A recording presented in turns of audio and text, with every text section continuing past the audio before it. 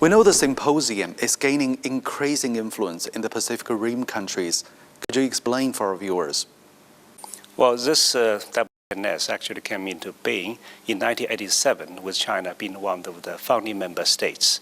This time, China is most happy to invite all the member states, including 3 observers, to China for both the symposium and an exercise. The exercise itself is most significant in that it is very comprehensive. It ranges from counter-hijacking exercise, replenishment on the sea, communication, and most important of all, we're going to search and rescue. Such an exercise would send a very strong signal to all the people around the world that all the navies in this region is dedicated to solve this problem through joint efforts. It's the first time for China to host the event. What do you think the Chinese Navy will gain from this experience? All the Navy will gain from experiences of this symposium, because in this symposium, people will talk about interoperability, rules engagement, and replenishment on the sea, for example. We know the maritime disputes have been on the rise in the region. So what can we expect from the meeting? Maritime disputes actually don't have direct links with this meeting because it's about the territory. So it is related to maritime interest. But through this meeting, what people may have, first of all, is confidence building. So for these very important people sitting together to discuss about these professional things is very significant, because this will help to create an atmosphere that all these professional people can sit together to discuss about all these professional matters. China's naval development has been under constant scrutiny by some Western countries.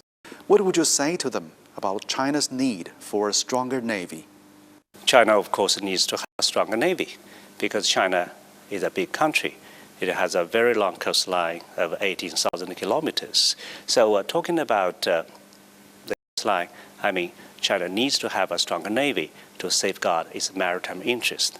Besides, China's national interests are also growing, not only domestically, but also overseas. Right now, we have about 50 million Chinese people living overseas. And every year, we have about 100 million Chinese people going overseas for various reasons. So Chinese national interests overseas need a stronger Chinese navy to protect. And China shoulders greater and greater international responsibilities. For this reason, China has actually sent ships, 3 ships at any given time, to the Gulf of Aden by the end of 2008. And from there, we are working in tandem with the European Union, for example, in escorting ships of World Food Program. And we also send ships from there to join Russian navies in escorting the ships loaded with the chemical weapons of Syria from the territorial sea to the open sea. So all this needs China to be strong, and it needs Chinese to have a strong navy. Big country has great responsibilities. Thank you very much for your time.